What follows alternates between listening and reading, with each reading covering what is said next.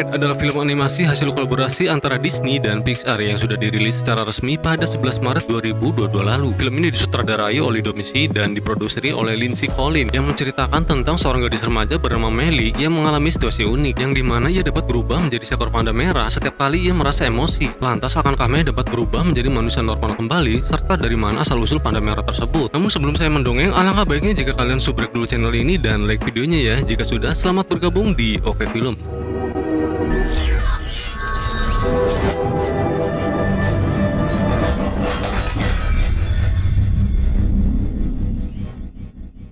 Diawali dengan Melanie, gadis remaja berusia 13 tahun dengan 3 orang sahabatnya, Miriam, Priya, dan Abby. Mei dikenal sebagai anak yang giat belajar serta berprestasi di sekolahnya. Setelah pulang sekolah, seperti gadis remaja pada umumnya yang mengalami ketertarikan akan berbagai hal, 3 sahabatnya ini rupanya mengidolakan si abang penjaga toko, ia bernama Devon. Namun Mei tidak begitu tertarik karena idola sejatinya adalah boyband bernama Four Town yang juga diidolakan oleh ketiga sahabatnya. Devin.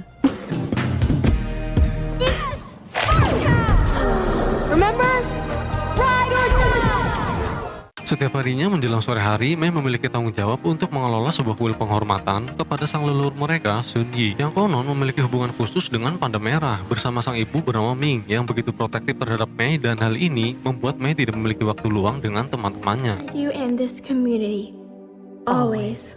Ancestor Sun Yi was a scholar, poet, and fortune and prosperity. And it can bless yours too. Malamnya ketika belajar, Mei dengan iseng-iseng menggambar sosok anak laki-laki yang lama-kelamaan agak mirip si Devon yang disukai sahabatnya. Karena rasa penasarannya sebagai seorang remaja, ia pun mencoba menggambar sosok anak lelaki tersebut bersamanya dengan berbagai pose yang pada akhirnya diketahui sang ibu ketika mengantarkan cemilan. Mayday. Is this your homework? Oh my. What? A boy? Who is he? Did he do this? Saking protektifnya Ming terhadap anaknya, ia merasa mengenali sosok anak lelaki tersebut yang mirip Pramuniaga di Decimart. Ia pun langsung menghampiri dan melabraknya. Tidak hanya itu saja, ia bahkan memberikan sebuah bukti kertas yang digambar si Mei tadi. Namun hal ini malahan membuat Mei merasa malu dan orang-orang sekitarnya pun mengejeknya. You done to my Mei? Who?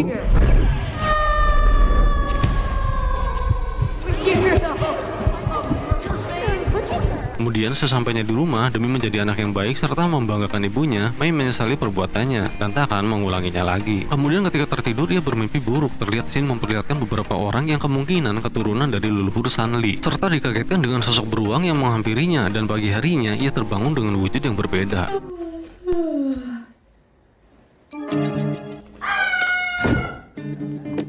Mei yang panik akan kejadian yang dialaminya, ia berusaha menyembunyikan hal ini dari ibunya. Namun sang ibu mengira bahwa ini adalah menstruasi pertama anaknya. Ketika ia hendak membuka korden, terdengar alarm kebakaran yang sepertinya ada yang terbakar di dapur. Ia pun tidak sempat mengetahui wujud Mei yang berubah menjadi panda merah. Mei yang berusaha menenangkan diri, satu persatu telinga serta ekornya pun menghilang, dan pada akhirnya dengan sebuah ketenangan, ia pun kembali ke wujud semula. Namun kini rambut Mei berubah menjadi warna merah seperti warna merah wujud pandanya. Adult, you totally are. This. Setibanya di sekolah, Mei menutup kepalanya agar tidak diketahui bahwa kini ia memiliki rambut berwarna merah, dan di sela-sela perbincangan dengan teman-temannya, ada satu cowok kulbat yang ngebuat Mei terpesona. May? Why are you staring at Carter Murphy me? Tragedi di Decimart rupanya sudah menyebar, ditambah lagi Taylor si anak nakal di sekolahnya mengejek memasang poster Mei dengan Devon. Hal ini membuat Mei marah dan ia hampir berubah ke wujud pandanya. Precious manly man. Let's eat lunch. May?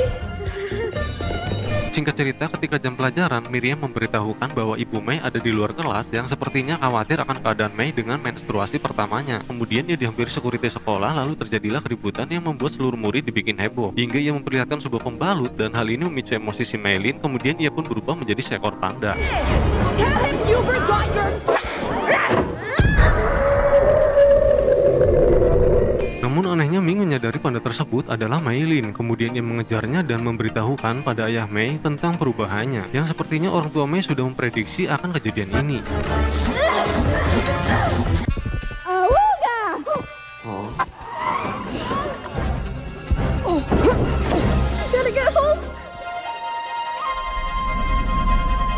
Sesampainya di rumah, Mei yang panik dengan wujud pandanya, ia diajak ke kuil oleh kedua orang tuanya. Mereka menceritakan kepada Mei tentang asal-muasal panda merah tersebut, yang di zaman dahulu kala ketika zaman peperangan, semua kaum laki-laki pergi berperang meninggalkan desanya. Sanji, leluhur mereka, mencari cara melindungi dirinya dan kedua putrinya. Di suatu malam ketika bulan merah, para dewa mengabulkan keinginannya, memberikan sebuah kemampuan dengan emosinya untuk berubah menjadi hewan mistis yang kuat dan mengusir para penjajah dari desanya. Kemudian Sanji mewariskan kekuatan ini kepada putrinya saat mereka dewasa, hingga hal ini berlanjut ke Ming, ibunya si Mei, yang rupanya ia juga pernah mengalami perubahan yang Mei alami. Namun ia bisa menyegel roh panda tersebut dengan melakukan sebuah ritual saat bulan merah ke dalam kalung merah miliknya. Ketika ritual, Mei harus bisa menahan emosi karena bakalan sulit untuk ritualnya, akan tetapi butuh waktu 1 bulan untuk menunggu bulan merah tersebut.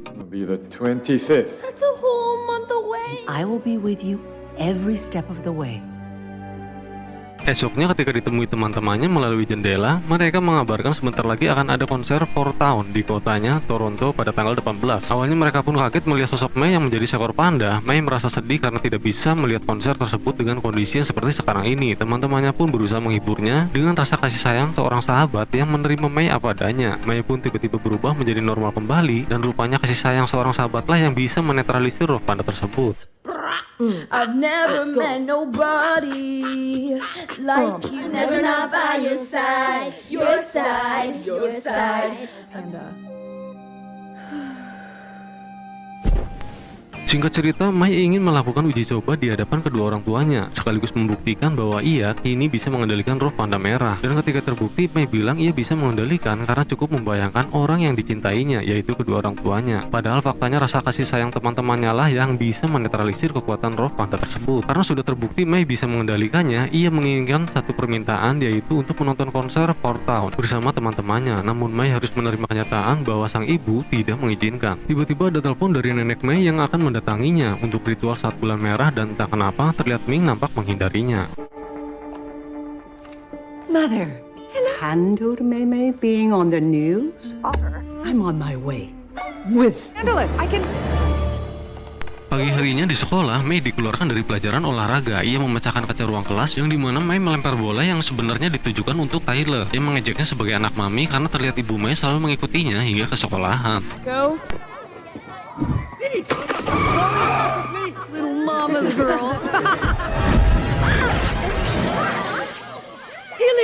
Ketiga sahabatnya ikut menemani Mei dan merencanakan sesuatu agar bisa menonton konser. Karena ibu Mei sangat protektif, ia berniat membohonginya dengan menginap di rumah Miriam dan tinggal mencari cara untuk mendapatkan uang untuk pembelian tiketnya sebesar $800 untuk 4 orang. Di saat mereka sedang berpikir untuk sebuah rencana dengan permintaan konyolnya agar bisa berpikir jernih, Abby ingin Mei merubah wujudnya menjadi panda merah. Lalu Mei pun mengabulkan permintaan Abby dengan membayangkan salah satu personil Portal, dan seketika ia pun berubah ke wujud pandanya. Namun diketahui oleh anak-anak lain, bukannya takut, malah mereka dibikin gemes ngelihatnya. Bahkan mereka akan membayar berapapun agar bisa melihat panda si Mei. Hal ini Mei manfaatkan untuk memperoleh uang, namun sebelum itu, agar rencana berjalan mulus, ia beralasan kepada ibunya akan mengikuti klub matematika dengan menyebarkan berita di sekolahnya yang setiap berfoto dengan pandanya dikenakan tarif, tetapi tidak untuk si Tyler ya. Operation 4 Town Shakedown is about to commence. I want it. You want it? I want it. Akhirnya setelah seluruh siswa di sekolah tersebut ikut berfoto serta mengetahui perubahan wujud Mei, ia menghitung uang pendapatan dengan teman-temannya. Namun rupanya kurang $100. Secara kebetulan, Tyler yang akan berulang tahun menawarkan kepada Mei untuk menghadiri acara ulang tahunnya dengan wujud pandanya. Karena Mei dan kawan-kawan membutuhkan uang untuk pembelian tiket, ia pun bersedia hadir dan perjanjian pun deal. What do you want? An epic one. $200. Okay. Bring any presents. Deal. Sorenya Mei yang hendak pergi ke acara ulang tahun Tyler, ia kedatangan bibi serta neneknya untuk membantu ritualnya pada malam bulan merah. Kehadiran mereka membuat Mei harus menunda kepergiannya. Neneknya bilang dahulu ia dengan Ming sangat akrab, namun semenjak kemunculan panda tersebut, ia merampas keakraban antar keduanya. Dan sepertinya bekas luka yang neneknya dapatkan berasal dari cakaran panda ibunya si Mei. Setelahnya meski terlambat dengan cara sembunyi-sembunyi, Mei mendatangi kediaman Tyler dan pesta pun dimulai. Let's hear it for the moment.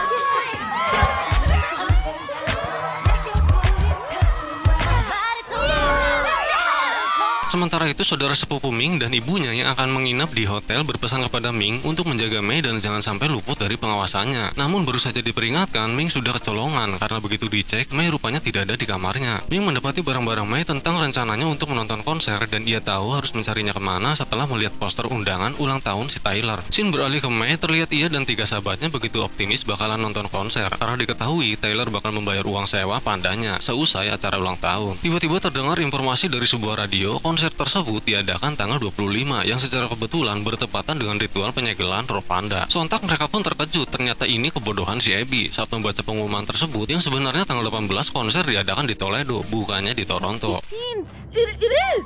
He's wrong. Look, it's not there. What the heck is? Hal ini membuat Mei panik dan kebingungan, merasa kerja kerasnya selama ini sia-sia saja. Situasi pun mulai rumit ketika Taylor ingin Mei melanjutkan atraksinya. Namun karena Mei sudah tampil pusing lagi atas perjanjiannya, ia pun menolak, hingga membuat Taylor melontarkan kata-kata yang membuat Mei sakit hati, yaitu menghina keluarganya. Hey, panda girl. Temple, you freak.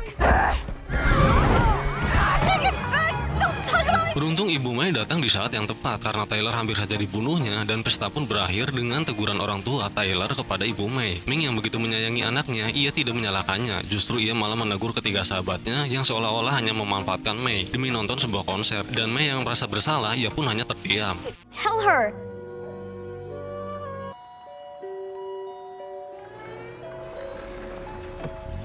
Keesokannya selesai makan malam menjelang ritual bulan merah, ayahnya menemukan video rekaman milik Mei dengan teman-temannya. Lalu ia pun mendatangi Mei ke kamarnya. Mei nampak bersiap dengan pakaian ritualnya. Ia pun sadar panda yang ada di dalam dirinya begitu berbahaya dan hampir melukai temannya. Lalu ayahnya berbagi cerita, ia bilang panda milik ibumu jauh lebih berbahaya, bahkan lebih besar. Sampai-sampai setengah kuil hampir hancur dibuatnya, yang saat itu ia bertengkar dengan nenek Mei demi mempertahankan hubungan dengan sang ayah. Kemudian ia pun berpesan setiap orang memang memiliki sisi keburukan yang berbeda, namun bukan berarti harus dihilangkan. Hanya butuh ruang untuk menerimanya. Karena yang ayahnya lihat, sisi keburukan Mei ini bisa membuatnya tertawa. Dan tiba waktunya untuk ritual. Sang dukun membuat sebuah lingkaran tepat di bawah sinar cahaya gerhana bulan merah dan harus diiringi dengan sebuah lagu untuk membuka pintu gerbang dunia lain. Tepat bersamaan gerhana bulan total di mana cahaya merah menembus pedang hingga dipancarkan ke tubuh Mei. Lalu Shin memperlihatkan sebuah dimensi lain di mana ia bertemu dengan sosok leluhurnya, Sanji, dan membuat sebuah cermin yang ketika Mei memasuki cermin tersebut, secara bersamaan roh panda merah hampir keluar dari tubuhnya. Sang dukun dengan sigap langsung menyodorkan batu merah untuk menyegel roh panda ke dalamnya. Namun Mei sepertinya belum merelakan kehilangan sosok pandanya. Dengan sebuah gambaran suka duka bersama teman-temannya, ia pun kembali dan ritual pun gagal. Keeping it? I'm keeping it. Mei, stop her. What is coming over you? I'm going to the concert.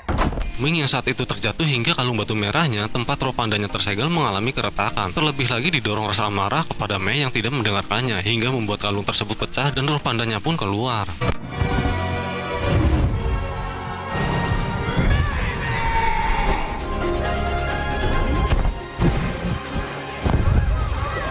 Mei pun kini berada di tempat konser. Pada awalnya mereka tidak menerima Mei karena dianggap mengkhianatinya. Namun karena persahabatan yang terlalu kental, akhirnya mereka kembali bersama dan tanpa diduga, rupanya Taylor salah satu penggemar fanatik Four Town. Kemudian konser pun dimulai dengan sebuah pembukaan yang begitu meriah hingga membuat histeris para penontonnya, termasuk Tyler.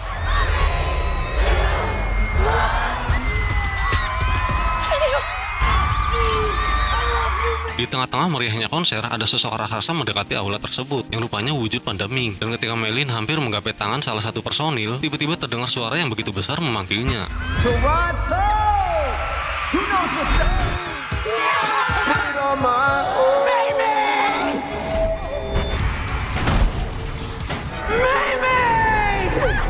Alhasil konser pun berantakan. Kedatangannya membuat semuanya panik serta mengobrak-abrik tempat tersebut. Beruntung ayah Mei, nenek beserta saudara sepupunya datang menghampiri dan segera melanjutkan ritualnya. Karena mengetahui gerhana bulan hampir berakhir, Mei pun mengalihkan perhatiannya agar posisi ibunya tetap berada di lingkaran yang dibuat ayahnya. Mereka pun mulai menyanyikan lagu, namun cahaya dari lingkaran nampak redup. Karena lagu yang mereka nyanyikan tidak begitu terdengar oleh Ming. Kembali ke Mei yang sedang berselisih paham dengan lompatan terakhirnya yang begitu keras, ia menjatuhkan ibunya hingga pingsan.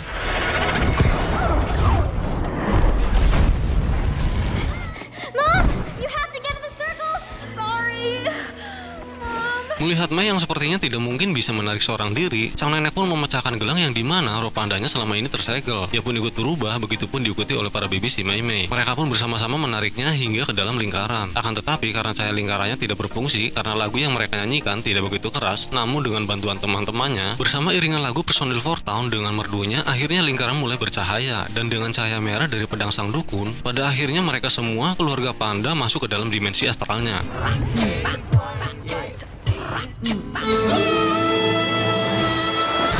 I never met nobody like you tonight, buddy.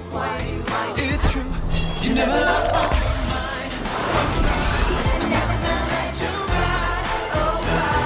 Kemudian Shin memperlihatkan ilusi ibunya ketika ia kecil. Ia menangisi atas kesalahannya dahulu yang telah kehilangan kendali, melukai ibunya yaitu nenek si Mei Mei. Lalu Mei berusaha menenangkan dan menuntunnya. Terlihat nenek beserta para saudaranya berkumpul. Satu persatu mereka melepas roh pandanya, terkecuali Mei yang bertekad untuk mempertahankannya karena ia rasa bisa mengendalikan roh panda tersebut. Akhirnya ibunya pun memberi dukungan serta kepercayaan kepadanya.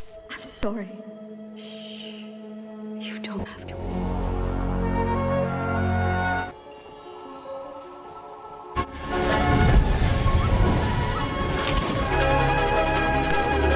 Shin diakhiri dengan Mei dan ibunya yang berada di kuil. Terlihat roh panda ibunya disegel ke sebuah mainan Tamagotchi, dan roh panda milik sang nenek berada di sebuah kalung yang sepertinya ia sendiri tidak terlalu menyukainya. Kemudian mereka menyambut para tamu yang akan mengunjungi kuil milik sang leluhur. Demi mempertanggungjawabkan perbuatannya, mereka menyediakan kotak donasi untuk pembangunan Skydome yang rusak. Kemudian datang teman-teman Mei untuk kali ini berbeda, ibunya tidak terlalu mengekangnya. Ia memberikan kepercayaan kepada Mei untuk pergi bersama temannya. Ada pesan yang bisa diambil dari film ini, setiap remaja berhak mendapatkan kebahagiaan dengan melakukan banyak hal bersama teman-temannya. Karena masa remaja tidak akan terulang kembali, tentu selama hal tersebut tidak melewati batas. Serta panda yang menggambarkan simbol dari sebuah emosi. Secara tak langsung, film ini mengajarkan kita untuk mengendalikan diri. Terkadang amarah yang meluap-luap tidak akan mendatangkan hal baik dan cenderung memperparah keadaan. Namun jika menyelesaikan masalah dengan kepala dingin, setiap orang mampu mengatasinya dan menyelesaikannya dengan baik. Sekian untuk video kali ini. Jika menarik, jangan lupa subscribe-nya dan see you in the next video.